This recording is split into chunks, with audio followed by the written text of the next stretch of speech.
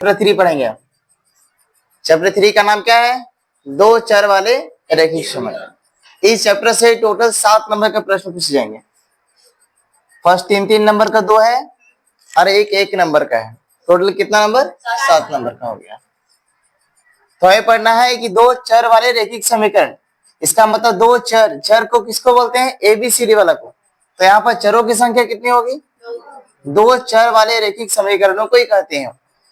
Example हम show करेंगे, जैसे क्या x प्लस वाई इक्वल 5, क्या ABCD वाला अक्षर कितना है?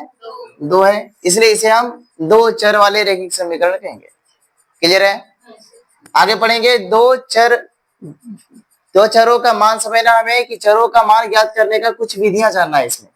तो चरों का मान किस तरह ज्ञात करेंगे? पहला विधि का नाम है ग्राफीय विधि, जिसमें ग्राफ के द्वारा हम ज्ञात करेंगे एक्स वाई का मान। ठीक है। उसके बाद बीजगणितीय विधि का नाम है, इसमें 3 तरह विधियां आता है। पहला है प्रतिस्थापन विधि, दूसरा है विलोपन विधि और तीसरा है बीजगणित विधि। तो बता दें इसमें कि 2026 में जो आएगा, 2026 की बात करें, यहाँ पर केवल 2 विधियां हैं। पहला विधि का नाम है प्रतिस्थापन विधि और दूसरा विधि का नाम है विलोपन विधि। बीजगणित विधि को हटा दिया गया, इससे प्रश्न नहीं पूछा जाएगा। 3 नंबर का जो प्रश्न पूछा जाता था, इस 3 नंबर का प्रश्न बीजगणित विधि से नहीं पूछा जाएगा। ओनली इससे 1 नंबर का आएगा, वो भी ऑब्जेक्टिव।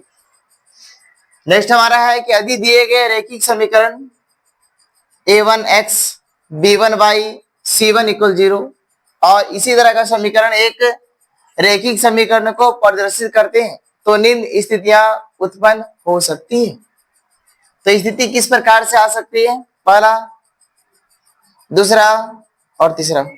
अभी हम क्लियर कराएंगे कि जो दिया गया है फॉर्मूला वो किस आधार पर है। a1/a2 don't equal to b1/b2 don't equal to c1/c2 या a1/a2 don't equal to b1/b2 equal c1/c2। बता दें यहाँ पर डोंट इक्वल टू का मतलब क्या होता है?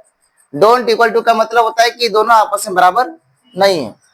ठीक है, और बराबर का मतलब तो सबको पता है। तो इस तरह कंडीशन अगर समीकरण आ जाए तो हमेशा उसको हम संगत कहते हैं। क्या कहते हैं? उसे संगत कहते हैं, उस युग्म को संगत कहते हैं। और यह केवल एक ही हल होगा, जिसे हम अद्वितीय हल के नाम से भी जानते हैं, और इसको बोलते हैं प्रतिच्छेदी रेखा। अभी हम रेखाएं बताएंगे। रेखाएं किसको बोलते हैं? प्रतिच्छेदी रेखा, किसको बोलते हैं समांतर रेखा, और किसको बोलते हैं संपाती रेखा। ये 3 रेखाएं हम जानेंगे। दूसरा कंडीशन इस प्रकार से भी आ सकता है, इसे भी हम कहते हैं संगत, और ये अपरिमित रूप से अनेक हल है, और इसको बोलते हैं हम संपाती रेखा। या फिर ठीक है, एक रेखा संपाती रेखा, इसमें नहीं अप्रतिच्छेदी रेखा, जो केवल इसे हम संपाती रेखा के नाम से भी जानते हैं। और जो बताएं समांतर रेखा, इसको हम अप्रतिच्छेदी रेखा कहते हैं। अप्रतिच्छेदी रेखा, अप्रतिच्छेदी मतलब जो आपस में नहीं करता है, उसे हम समांतर रेखा भी कहते हैं। क्लियर यहाँ तक? अब हमें केवल जानना है यहाँ पर जो लिखा है a1 a2 b1 b2 c1 c2 ये क्या है। ठीक है, और हमें जो बताएं संपाती रेखा, प्रतिच्छेदी रेखा या समांतर रेखा, ये रेखाएं किसे कहते हैं। तो जब भी ग्राफ बनाएंगे तो ग्राफ में हमें यह लिखना पड़ेगा कि कौन सा रेखाएं हैं, या समीकरण के माध्यम से केवल पता हो जाएगा कि कौन सा रेखा है। क्लियर है? सब नोट कर लिए? पढ़ना है हमें सेकंड टॉपिक। ठीक है, इसका नाम है रेखाएं। रेखाएं में 3 रेखा पढ़ना है, प्रतिच्छेदी रेखा, समांतर रेखा और संपाती रेखा। तो हमें जानना है कि प्रतिच्छेदी रेखा किसे कहते हैं। पहला में है, अगर 2 रेखाएं, वैसी 2 रेखाएं जो आपस में कट जाती है, आपस में क्या होती है, उसको बोलते हैं हम प्रतिच्छेदी रेखा। दूसरा हमारा है समांतर रेखा। तो वैसी 2 रेखाएं जो आपस में कभी नहीं कटती। इसका मतलब है कि अगर इसे आगे बढ़ा दिया जाए, आगे बढ़ा दे रहे इसे हम, तो भी आगे आपस में कभी नहीं कटेगा, बीच की दूरी हमेशा बराबर रहेगा। ठीक है, उसे हम बोलते हैं समांतर रेखा।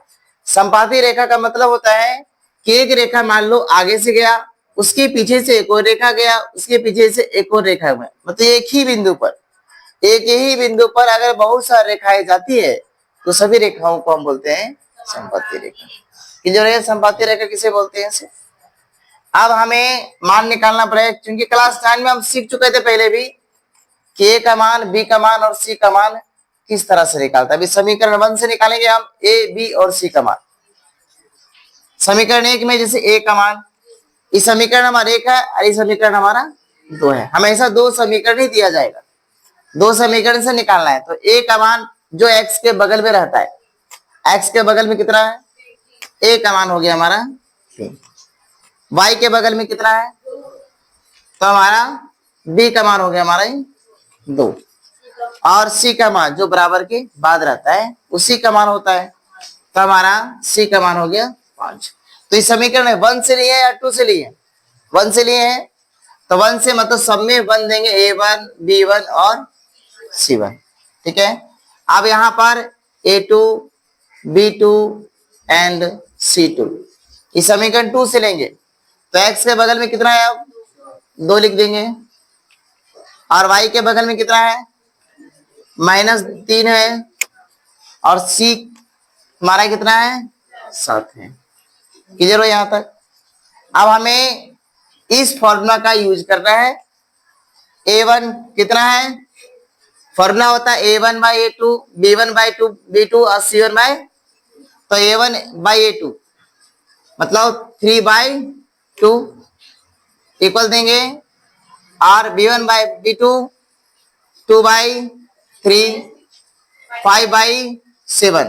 B का मान चूंकि B2 का मान माइनस में है, तो माइनस में देकर माइनस हमेशा ऊपर के लिए होता है, इसलिए ऊपर देंगे। अब यहाँ आप चेक करेंगे कौन बराबर है कौन बराबर नहीं है। जैसे फर्स्ट में यहाँ पर बराबर है या नहीं, बराबर नहीं है, क्योंकि यहाँ पर 3/2 है और यहाँ -2/3 है, तो यहाँ डोंट इक्वल टू हो जाएगा। फिर यहाँ -2/3 5/7 ये बराबर नहीं है, तो यहाँ पर दे दिए। ठीक है। अब हमें देखना है कि अगर दोनों बराबर चूंकि नहीं है तो उस रेखा का क्या नाम है। इसका मतलब समीकरण 1 कौन सी रेखा है, समझ में आ गया। रेखाएं पता चल गया हमें कि प्रतिच्छेदी रेखा हम किस तरह से पहचानता है। दूसरी बात है इसी में हमें पहचानना है कि कौन सा संगत है या असंगत है। क्योंकि संगत है तो आगे बनाने की आवश्यकता है, और संगत नहीं है तो आगे बनाने की आवश्यकता। क्वेश्चन में चूंकि पूछा जाता है कि संगत है तो आगे बनाना है, और संगत नहीं है तो आगे नहीं बनाना है।